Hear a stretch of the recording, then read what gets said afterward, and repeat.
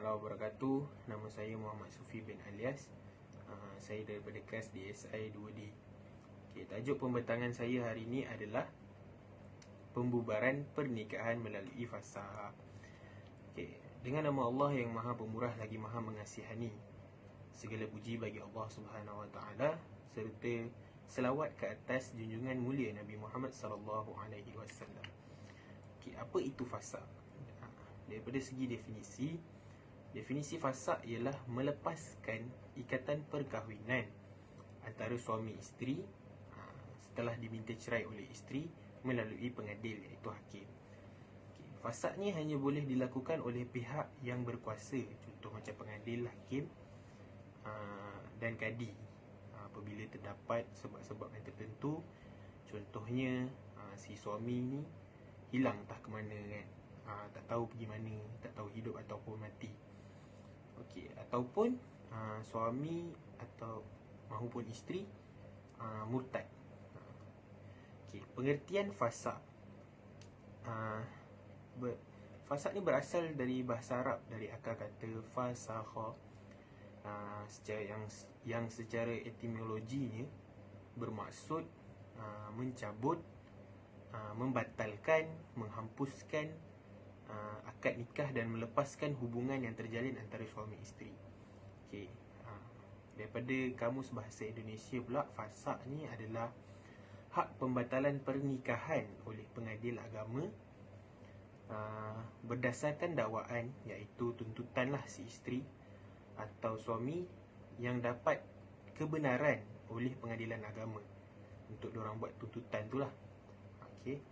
Kerana pernikahan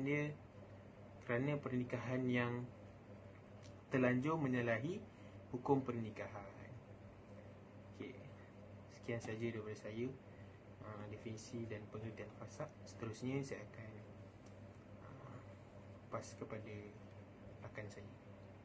Assalamualaikum warahmatullahi wabarakatuh. Perkenalkan, nama saya Ahmad Fawaz bin Adnan. Saya daripada kelas DSI 2D. Di sini saya ingin membentangkan tentang tajuk, iaitu perbezaan di antara fasaq dan talak. Perbezaan di antara fasaq dan talak ini, kedua-dua kaedah perceraian ini mempunyai maksud yang sama, iaitu memutuskan hubungan perkahwinan lah di antara suami dan isteri. Tetapi sebenarnya terdapat banyak perbezaan di antara kedua-dua ni. Iaitu perbezaan yang pertama ni perbezaan dari segi takrif. Perbezaan dari segi takrif yang iaitu fasaq bermaksud membubarkan atau membatalkan perkahwinan, hubungan perkahwinan dengan berlandaskan sebab-sebab tertentu. Dengan berlandaskan sebab-sebab tertentu yang menghalang kekalnya perkahwinan tersebut. Lepas tu talak ni maksud arti dia ni melepaskan atau menguraikan ikatan, dari segi menguraikan ikatan perkahwinan dengan menggunakan lafaz talak. Sama ada talak itu digunakan secara bai'i ataupun raj'i. Manakala di sisi Imam Syafi'i, perkataan talak dierti sebagai menghuraikan ikatan perkahwinan dengan menggunakan lafaz talak ataupun seumpama dengannya. Dekat sini kedua-dua ni kita boleh simpulkan bahawa fasaq dengan talak ini kaedah perceraian dia tu maksud itu mempunyai sama je, iaitu memutuskan perkahwinan di antara suami dan isteri. Manakala perbezaan dia tu adalah perceraian secara fasaq ni akan membatalkan atau membubarkan ikatan perkahwinan. Sedangkan talak ini tidak membatalkan, dia tak membatalkan perkahwinan, tetapi dia hanya melarang daripada berterusan bergaduhan dalam rumah tangga ni. Dia melarang daripada berterusan ikatan perkahwinan, sehingga pada satu ketika perkahwinan itu boleh disambung semula. dia jadi elok balik lah. Lepas tu fasaq ni memasukkan yang dimiliki oleh suami saja. Sedangkan talak ni mengurangkan bidangan tersebut. Apabila lafaz talak sama ada digunakan talak ini dengan cara baikni ataupun raj'i. Lepas tu kita pergi kepada perbezaan seterusnya, iaitu perbezaan dari segi dari segi kuasa. Perbezaan dari segi kuasa menceraikannya. Okey, fasaq ni boleh berlaku dalam dua keadaan, iaitu dalam situasi tertentu seperti murtad. Manakala fasaq juga boleh berlaku apabila keputusan telah dibuat oleh hakim. Okey, talak pula. Talak ni dianggap sah apabila dilafazkan atau dijatuhkan oleh suami kepada perempuan yang diceraikan, iaitu isteri ya. Memang ditujukan untuk isterinya sahaja, atau orang yang diwakilkan sahaja.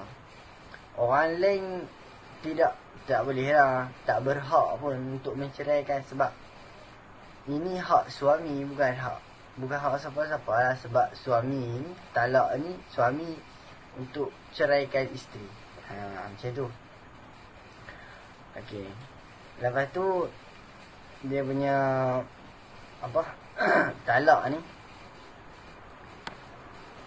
Okey. Talak ni dibahagi kepada dua bahagian, iaitu talak raf'i dan talak bai'i. Okey, talak raj'i ni contohlah, suami ni masih dia boleh rujuk isteri yang dia boleh rujuk balik isteri yang dia cerai lah semasa dalam iddah, tanpa dia tak melakukan akad nikah yang baru. Itu dinamakan dengan talak raj'i. Dia boleh rujuk balik isteri yang dia cerai tu dalam iddah, lepas tu tanpa melakukan akad nikah yang baru. Manakala talak bai'i ni, dia dibahagikan lagi kepada dua, iaitu talak bai'i sughra dengan bai'i kubra. Maka jika isteri ditalak dengan talak, contoh isteri ni ditalak dengan talak sughra, iaitu suami tak boleh merujuk isteri dia tak boleh rujuk isterinya, tetapi hanya boleh berkahwin dengan akad yang baru kalau pakai talak bai'i sughra. Lepas tu kalau dia pakai talak bai'i kubra, suami ni tak boleh berkahwin dengan isteri yang dia dah ceraikan tu, walaupun setelah tamatnya dia tamat tempoh iddah lah, kecuali apabila isteri dia ni telah berkahwin dengan lelaki lain. Dia kahwin dengan lelaki lain lah. Lepas tu telah dia berlaku persetubuhan dengan lelaki yang baru. Kemudian bila dia, contoh dia bercerai balik dengan isteri yang baru, secara sah diceraikan tu, lepas tu suami suami yang lama ni nak kahwin balik tu, dia kena buat akad nikah yang baru. Lepas tu bekas isteri tu selepas tamat waktu iddah. Contohnya macam dia kahwin, dia dah cerai dengan suami yang lama. Lepas tu dia kahwin suami yang baru. Suami yang lama ni dia tak boleh kahwin sebab dia dah cerai. Lepas tu isteri ni dia kahwin dengan lelaki yang baru, dia dah membuat hubungan persetubuhan. Lepas tu kemudian bercerai secara sah dengan suami kedua, suami yang baru lah. Ketika itu barulah si suami yang lama ni boleh mengahwini bekas isterinya selepas tamatnya waktu iddah. Lepas tu kita pergi kepada perbezaan dari segi sebab. Okey, perbezaan dari segi sebab ni, penceraian fasaq adalah berdasarkan kepada faktor-faktor yang terang menurut syarak. Sebab tu juga mungkin wujud selepas akad ni tidak kira sama ada sebab itu cover ataupun jelas. Dan fasaq tidak boleh dilakukan selain daripada sebab-sebab yang diperlakui oleh syarak. Untuk penjelasan selanjutnya ni saya hulurkan kepada sahabat saya. Selepas ini dia akan membentangkan tentang penjelasan perbezaan dari segi sebab. Sekian dari saya. Assalamualaikum warahmatullahi wabarakatuh. Assalamualaikum warahmatullahi ta'ala wabarakatuh. Nama saya Muhammad Hasib Yusof daripada kelas DSI DUC. Saya akan menerangkan tentang klasifikasi penceraian fasaq. Sebagaimana yang kita tahu, klasifikasi penceraian fasaq ini terdapat dua bahagian ataupun terbahagi kepada dua. Yang pertama, pembubaran yang berkehendak kepada keputusan hakim. Yang kedua pula, pembubaran yang berlaku secara serta-merta tanpa memerlukan keputusan hakim. Okey, kita pergi kepada fasaq yang memerlukan keputusan hakim dahulu. Fasaq yang memerlukan keputusan hakim terjadi apabila kes fasaq ini tidak jelas atau kabur. Maka pihak yang menuntut kes fasaq ini perlu atau mestilah merujuk kepada keputusan hakim. Ini kerana sebab-sebab yang membawa kepada penceraian fasaq tidak begitu jelas dan tersembunyi. Okey. Jadi dalam keadaan seperti ini, jika pihak yang ingin menuntut fasaq sangat memerlukan keputusan hakim. Okey, ini juga bermakna sebelum hakim memutuskan sesuatu perceraian secara fasaq, ikatan perkahwinan akan tetap berlangsung seperti sedia kala. So maknanya selagi hakim tidak membuat keputusan, selagi itulah kita dengan dia tidak lagi bercerai. Belum bercerai lagi lah maknanya. Okey. Contoh-contoh penceraian yang memerlukan campur tangan hakim seperti suami ataupun lelaki mati pucuk. Okey. Seterusnya contoh lain yang macam isteri tidak senang dengan keadaan suaminya. Macam suami dia macam malas kerja contoh.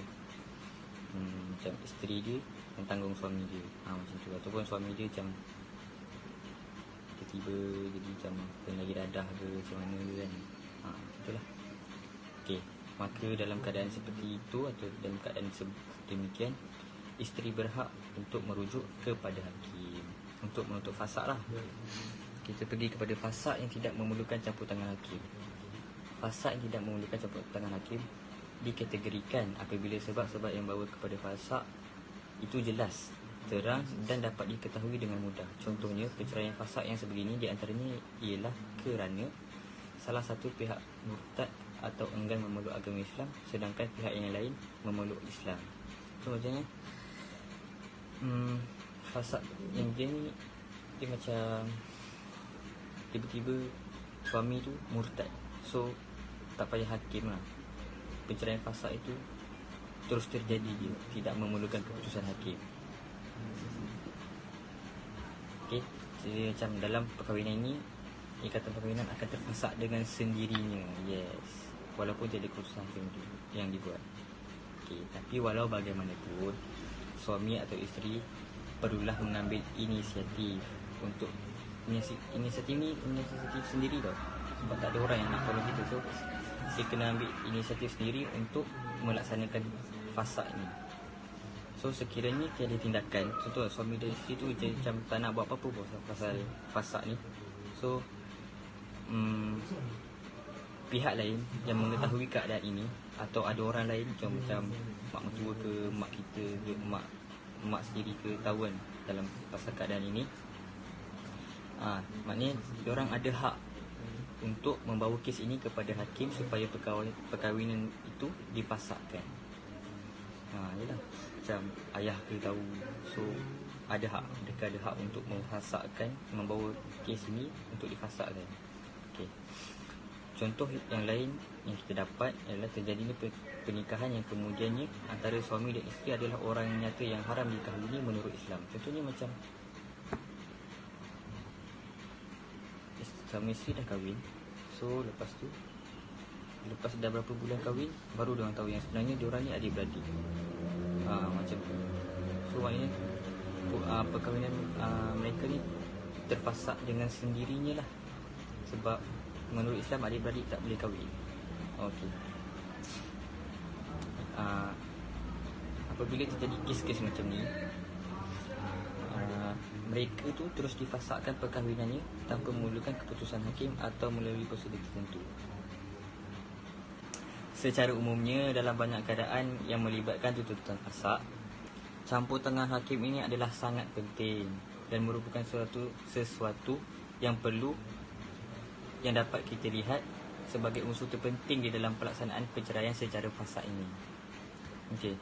Berdasarkan hal ini, maka ada setengah ulama yang meletakkan pembahasan tentang perceraian fasak ini dapat dilihat dalam satu tajuk khusus, iaitu pembubaran perkahwinan di bawah kuasa hakim. Itu tajuk dia. Okey, hal ini dapat dilihat dalam tulisan Dr. Abdul Al-Fattah dan juga Muhammad Abu Al-Husaini. Okey, mereka berdua ini meletakkan peruntukan ini di bawah tajuk Al-Tafriq bi Hukum Al-Qadi. Okey, itu nama dia punya tajuk. Okey, seperti ulama yang lain pula, seperti Dr. Abdul Karim Zaidan pula, dia macam tak menggunakan perkataan berkaitan kuasa hakim, tetapi perbahasan dia kepada Al-Tafriq li Al-Darar ataupun Al-Tafriq li Adam Al-Infaq dan juga Al-Tafriq li Ghaibah Al-Zawj. Itu Dr. Abdul Karim Zaidan punya. Namun begitu, beliau menyatakan bahawa kesemuanya memerlukan kuasa hakim untuk memutuskan perkara yang diperselisihkan di antara pasangan yang terlibat. Okey. Pembahagian secara formal tidak terdapat dalam kitab-kitab para ulama silam. Okey. Tak ada bahagian yang formal. So mereka tidak meletakkan tajuk yang khusus, tapi membahaskan peruntukan fasak ini secara berselera. Namun demikian, ada juga di antara mereka yang menyatakan tentang kuasa hakim sebagai pihak pemutus yang membuat perintah dan keputusan di dalam kes-kes tersebut. Okay, apa yang dapat kita simpulkan atau apa yang dapat saya simpulkan daripada tindakan ulama ini ialah mereka sebenarnya bukanlah bertindak bertentangan dengan perbincangan ulama klasik. Okay.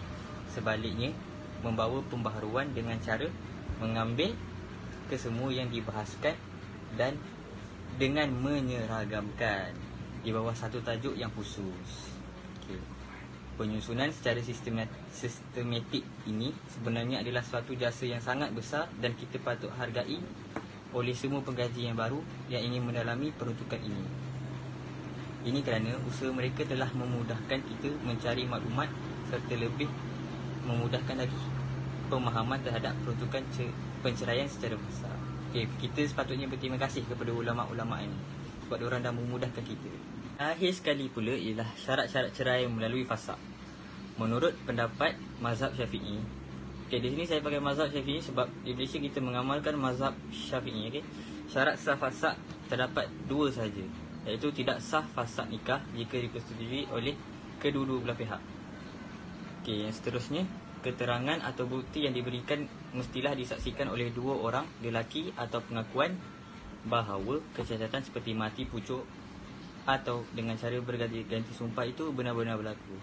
Sebenarnya kalau macam dua orang lelaki tu tak nampak ataupun dia tak mengaku, so benda tu tak sah lah, benda tu tak terjadi. Sebab syarat-syarat dia macam tu. Begitu. Okay, sekian, terima kasih. Assalamualaikum warahmatullahi wabarakatuh. Nama saya Ahmad Azimuddin bin Ahmad Asri daripada kelas DSI 2C. Saya akan menyambung dengan kawan saya. Saya akan menyambung dengan tajuk yang tersini ialah hikmah fasak.